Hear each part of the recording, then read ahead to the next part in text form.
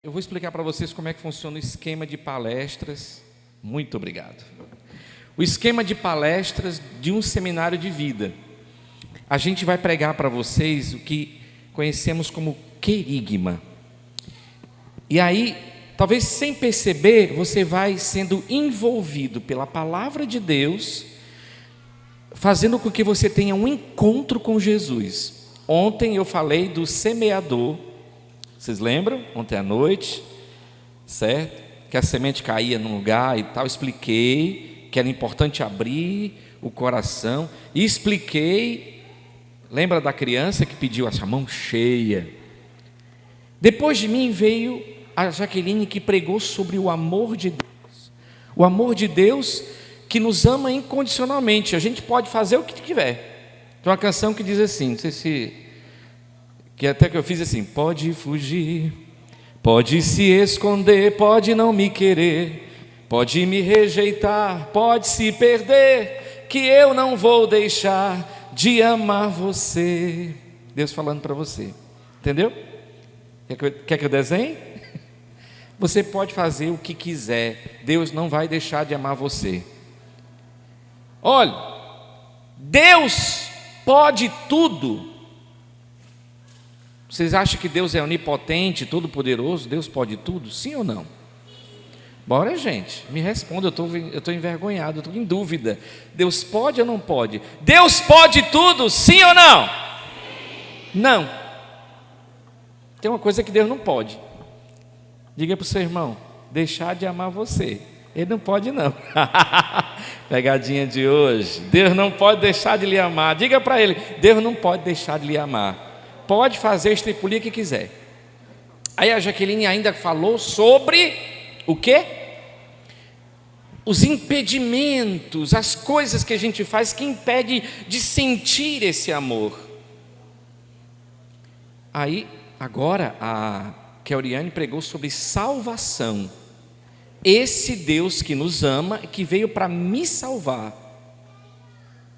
E eu estou numa pregação que são duas: fé e conversão. Qual é o meu protesto? Não, depois eu digo. Depois de mim vem uma outra pregação que é sobre... Vai, Leozinho, cadê ele? Eu subi, não foi? Sobre Jesus sendo o Senhor da minha vida. Amanhã a doutora Luísa vai pregar para a gente sobre cura interior.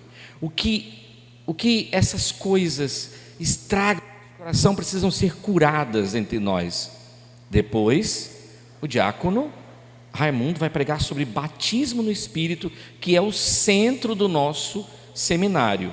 Então nós enxugamos as 9 palestras aqui e termina com a missa. Qual é o meu protesto? Vou falar sobre fé e salvação. Nossa Senhora passeou aqui e foi-se embora. Pode trazer ela para cá. Não, traga para cá de volta. Eu quero ela aqui. Se eu vou falar sobre fé, arranja um jeito, bota ela aqui nesse cantinho. Já tem até um cantinho aqui para ela. Se eu quero falar sobre fé, eu quero ela aqui, né?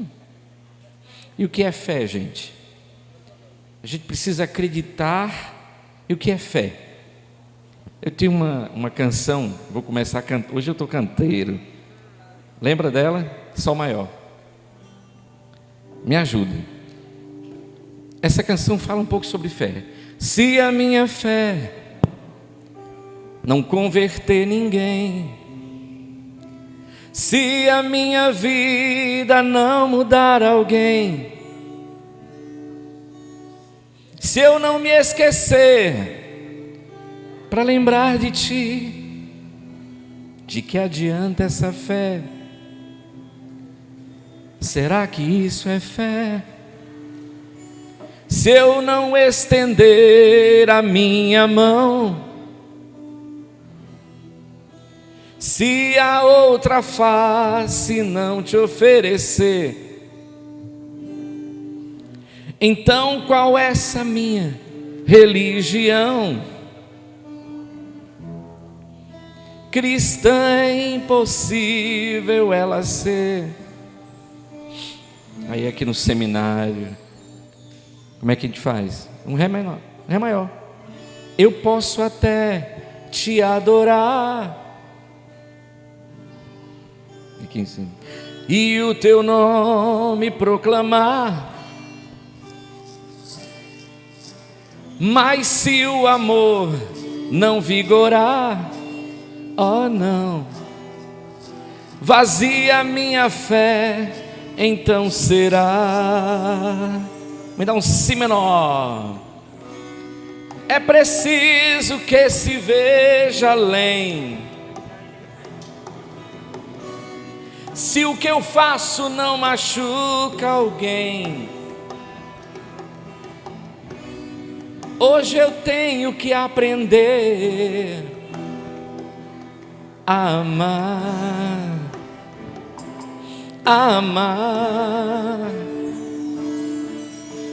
Mas é preciso que minhas atitudes superem minhas palavras. Mas é preciso que minhas atitudes superem minhas palavras. Então, eu posso dizer que eu tenho fé em Jesus, mas se eu não tiver um coração convertido, essa minha fé não tem sentido, não é fé. Então, nós vamos tratar desses dois assuntos num só. O que diz a palavra de Deus sobre fé? O conceito de fé. O que é fé? A carta aos Hebreus, capítulo 11, versículo 1, diz assim: fé é o fundamento da esperança, é uma certeza a respeito do que eu não vi ainda. Ou, em outras traduções, é a posse antecipada da graça de Deus. Então, lembra que eu dizia ontem? Eu ponho o pé, Deus põe o chão. Ou eu confio, eu não confio. Ela aqui nos ensina sobre fé. Nossa mãe, Maria, acreditou em Deus. Isabel olha para ela e diz assim: bem-aventurada és tu que crestes, pois se hão de cumprir as coisas que da parte de Deus te foram ditas. Lucas capítulo 2. Não é assim? Então ela acreditou. Meus irmãos, a fé é a posse antecipada. Mas eu tenho uma pergunta para fazer para vocês. O que é o que é? Hoje eu fiz lá na mesa, ninguém acertou no almoço. O que é o que é? Se a gente fizer, a gente morre. Quem está morto faz sempre, e Deus nunca fez. Deu um nó na cabeça? Repete. Se a gente fizer, a gente morre. Quem está morto faz direto, e Deus nunca fez. Descansar? Não. Tan, tan, tan, tan. Bora, gente, me ajudem. Alguém sabe a resposta? Se eu fizer, eu morro. Quem está morto faz direto, e Deus nunca fez. O que é, gente? Nada. Nada. Se eu fizer nada, eu morro. O que o morto faz? E Deus nunca faz nada, Ele sempre faz tudo. Deus é tudo. Então, o que a gente não pode fazer? Nada. A gente pensa que as coisas de Deus caem como mágica na cabeça da gente. Eu quero simplesmente ter fé. Mas se nós não dermos um passo, lembra do passo? Se a gente não der o passo, nada vai acontecer. As coisas começaram a acontecer na hora que você disse: eu vou para esse seminário. Na hora que você disse: eu quero uma vida nova. Na hora que você estendeu as mãozinhas, a obra já começou na tua casa. O milagre já aconteceu quando você acolheu aquele irmão que disse assim: vai se inscrever para o seminário? Esse milagre já aconteceu. Por isso que é a partir de um personagem, de uma pessoa da Bíblia, que nós vamos analisar a fé. E aí eu peço que a gente abra a Bíblia em Marcos capítulo 5. Marcos capítulo 5. Marcos capítulo 5, versículo 25. Marcos 5, 25. Pessoal aí de servo do cenáculo, que quiser ajudar uma pessoa aí que está pertinho de você, mostrando o texto bíblico, né? Mateus 5, 25. Ora, Mateus não, desculpa gente, Marcos 5 é mais novo, Marcos é mais novo. 5, 25. Ora, havia ali uma mulher que já por 12 anos padecia de um fluxo de sangue, sofrera muito nas mãos de vários médicos, gastando tudo o que possuía, sem achar nenhum alívio. Pelo contrário, piorava cada vez mais. Tendo ela ouvido falar de Jesus, veio por detrás, entre a multidão, tocou-lhe no manto. Ela dizia consigo: se tocar, ainda que seja na orla do seu manto, estarei curada. Ora, no mesmo instante, se lhe estancou a fonte de sangue, e ela teve a sensação de estar curada. Jesus percebeu imediatamente que saíra dele uma força, e voltando-se para o povo, perguntou: quem tocou minhas vestes? Responderam-lhe os seus discípulos: vês que a multidão te comprime e perguntas: quem me tocou? E ele olhava em derredor para ver quem o fizera. Ora, a mulher, atemorizada e trêmula, sabendo que nela tinha se passado, veio lançar-se a seus pés e contou-lhe a verdade. Mas ele lhe disse: filha, tua fé te salvou. Vá em paz e ser curada de todo o mal. Palavra da salvação.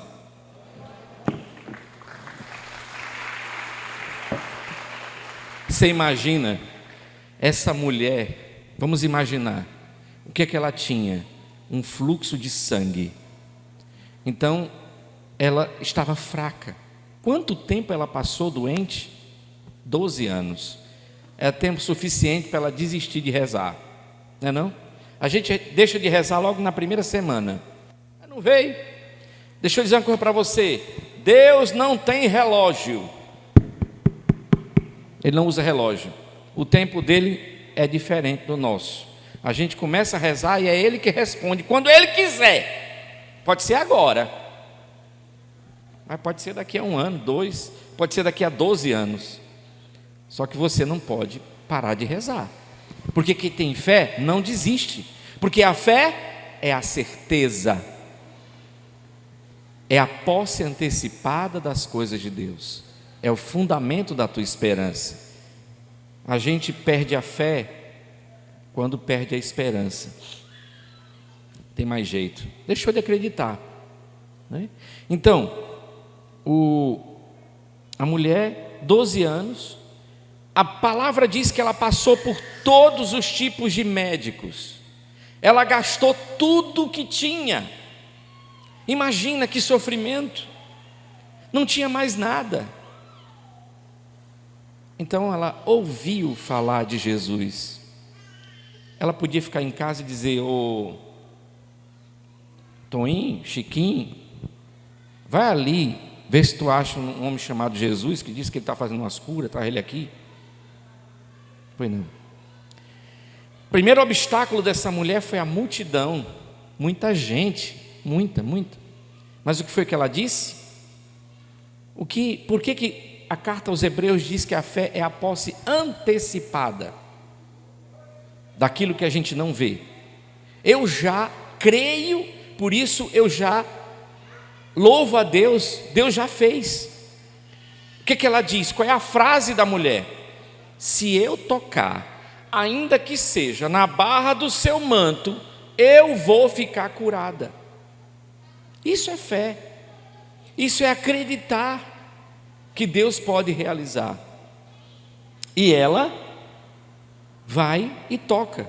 Agora tem uma coisa mais engraçada ainda, porque Jesus parou, está lá na multidão. A multidão, e um empurrava, o outro puxava. Imagina 5.000 pessoas seguindo Jesus. Um empurra, outro puxa, outro bate. Jesus parou, quem foi que me tocou? Aí o pessoal diz, foi uma resposta irônica dos apóstolos. Jesus, não sei se o senhor percebeu que aqui ao redor tem mais de 5.000 mãos. Quem foi que te tocou? Ele disse, não, uma pessoa me tocou. Os outros passaram a mão, me pegaram, mas uma pessoa entre 5.000 delas tocou em mim. Por quê, gente? Porque Jesus não é um mágico. Hoje a gente vai ter adoração, Santíssimo Sacramento aqui de novo, eu vou passar a mão que eu vou ficar curado. Não é assim que funciona, não. Primeira coisa que a gente aprendeu hoje, Jesus não tem relógio. A segunda, ele não é mágico. Ou você crê, ou o milagre não acontece.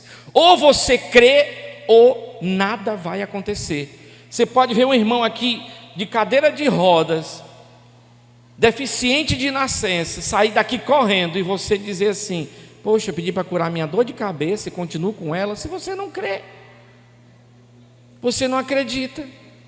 O acreditar em Deus é o lançar-se plenamente diante dEle, é confiar nele completamente, saber que Ele vai realizar, não sou eu. Gente, quando eu venho pregar aqui, só de Paz e Bem tem 25 anos, eu desde 11, eu não sei fazer as contas mais, agora em março eu faço, acho que é 48, com cara de 47, cara entre nós, mas eu faço 48, mas desde 11 anos de idade que eu prego, mas não há uma vez que eu não suba achando que eu sei o que eu vou dizer. Está aqui meu esboço, eu não sou irresponsável não, eu sento, eu estudo, mas quando eu estou aqui, eu digo, Senhor, é você que realiza, não sou eu, porque eu posso estar ali escrevendo o que eu vou dizer, fazendo os tópicos da minha pregação, mas quando eu chegar aqui, eu ver Nossa Senhora passeando, eu olhar e dizer, não, tem alguma coisa errada, ela tem que ficar aqui do meu lado, porque eu estou morrendo de medo. E eu sinto como se fosse a primeira vez, mas eu confio em Deus. Eu já preguei em vários lugares, já preguei na Catedral de Fortaleza, já preguei em um bocado de lugar, já preguei para uma só pessoa, e eu tenho o mesmo sentimento. Senhor, não sou eu que vou falar, é você que vai falar em mim. Alguém precisa escutar o que você vai dizer. Eu sou só um instrumento, não sou mais do que um instrumento. Só Deus que, não tendo o que fazer, me escolheu, não tinha outro, Então, não vai tu, vai tu. Eu disse, está ótimo, Senhor, então estou aqui. A mesma coisa é eles, todos, do baterista, a moça que segura no microfone que dá barulho, todo mundo, todos nós que estamos servindo aqui, nós temos a mesma sensação. Vai dar certo o seminário? Será que o povo não vai? Eu vou fazer a minha parte, você leva. Jesus, eu confio em você. Você vai para uma entrevista de emprego, vai dizendo assim, sei lá, acho que não vai dar certo não. Sei lá, é tanta gente concorrendo, Você já vai sem fé. O cara que está te entrevistando já diz, isso aí mesmo não. Você vai confiante, a vaga é minha. Aí se não foi, opa, não é minha porque Deus tem algo melhor para mim, não é isso? Você concorda? Aplaude, né? Assim, ele tem algo melhor. Ou você diz para uma namorada sua: e aí, quer namorar comigo? Ela diz: Deus me livre. É porque Deus tem uma melhor para mim, não é? Quem tem fé, gente, não se entrega, confia, se lança, sabe que Deus pode realizar. Agora, depois de eu acreditar em Deus, de eu crer em Deus, eu preciso ter a certeza de que uma pessoa de fé precisa ter uma vida diferente. O que é que eu cantava no começo?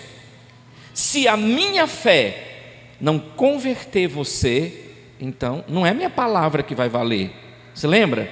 Eu tenho que ter uma fé tão firme, tão forte, que, olha, eu digo uma coisa para você, eu vou falar aqui muito sério, né?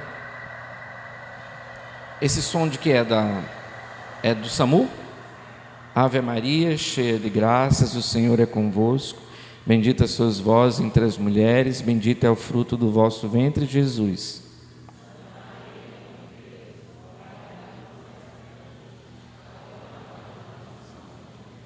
Está tocando a sirene, tem alguma emergência. É bom a gente já interceder pelos médicos e pelo paciente, né? Vamos aprender a fazer isso, né? Escutou uma sirene, para um pouquinho, intercede. Então, vocês estão atentos? Eu estava falando sobre o quê? Sobre fé? Tem um fé que estava falando. Eu estava dizendo que se a minha fé não for uma fé autêntica, ninguém vai acreditar em Deus. É a mesma coisa da entrevista. O cara vê que o fulano não acredita nem nele mesmo, por que o dono da empresa vai acreditar em você? Eu digo, alguém que fez um convite a você foi uma pessoa de fé, senão você não estaria aqui. Rapaz, o convite foi tão bem feito. Ou seu testemunho: tu vai para onde? Eu vou lá para o seminário. Eu vou contigo. Você precisa dizer uma palavra. A tua vida foi suficiente para convidar o outro. Eu quero isso para mim também. O que você faz de bem, isso é uma fé autêntica. O nome disso é conversão. Tem muita gente que crê, nós vamos nos esbaldar de louvar, de cantar e tudo. Isso é maravilhoso, é bom, vamos ser batizados no Espírito, mas a consequência disso é eu ter uma fé e uma vida transformada. E a conversão, meus irmãos, é a mudança. A palavra conversão é mudar de rota. Primeira vez que eu viajei de avião, foi engraçado. O avião subiu, foi uma coisa assim, que eu perguntei logo onde era o banheiro, né? Eu estava tão nervoso que eu olhei pela janela. Aí eu disse: moça, vem aqui, por favor. É tão bonito lá embaixo, né? O pessoal parece formiga. Ela disse: é formiga mesmo, o avião ainda não decolou. É porque a primeira vez que eu estou viajando de avião, eu fico nervoso. E foi. Aí o avião chega a uma altura que para de balançar e tal, e fica. Aí a moça diz assim: atenção, senhores passageiros, pode ficar mais tranquilo, não precisa afivelar os cintos, né? Pode soltar os cintos e andar pelos corredores. Nós vamos servir agora antigamente tinha, né? Antigamente tinha sanduíche, não sei o que e tal. Eu disse: opa.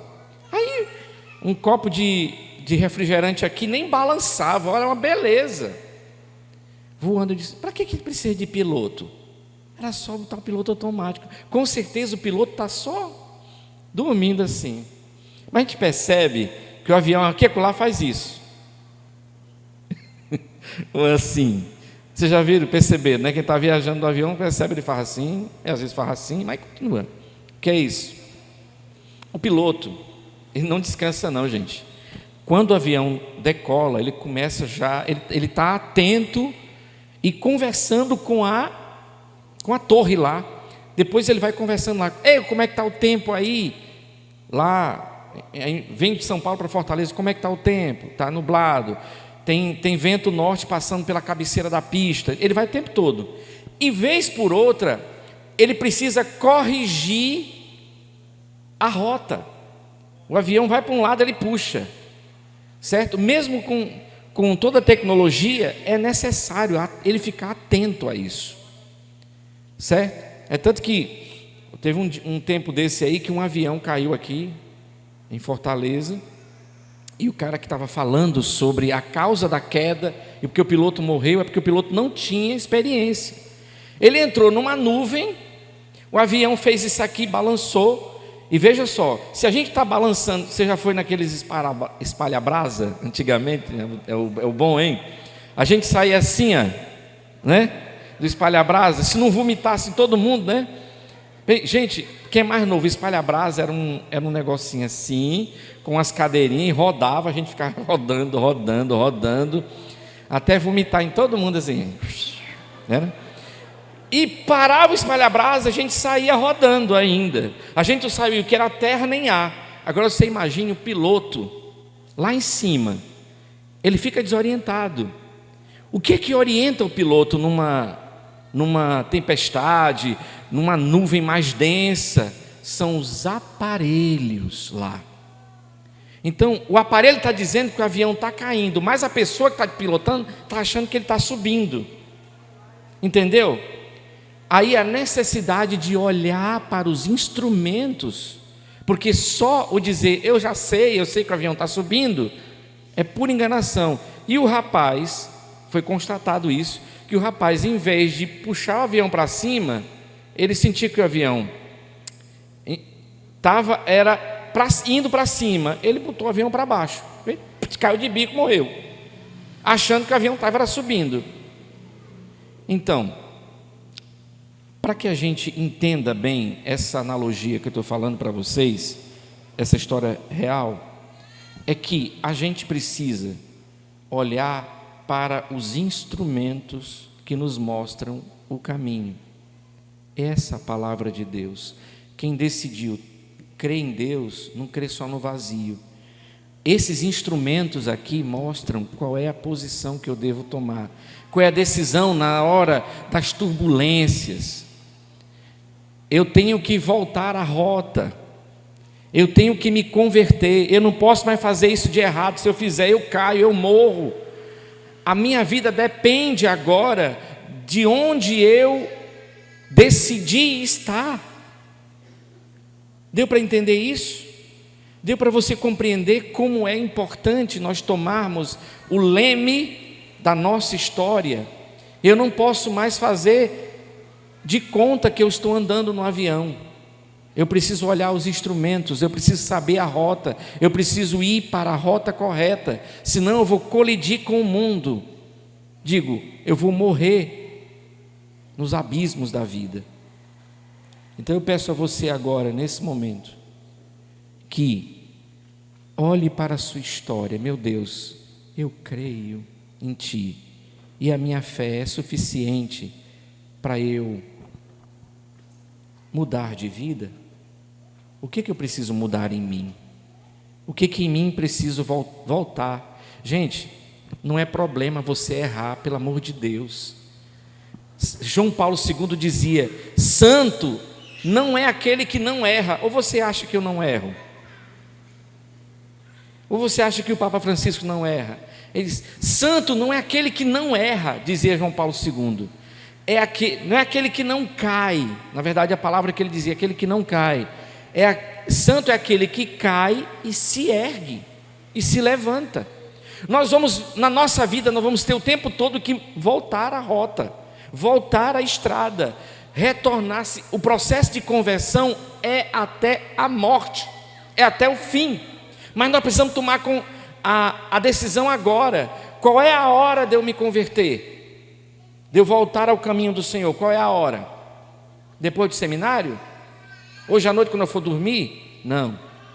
Agora. Diga comigo: é agora. É agora. A hora da minha conversão. É agora, Senhor. E eu quero voltar à rota. E quantas vezes for necessário, eu quero voltar à rota. Vai ficando de pé.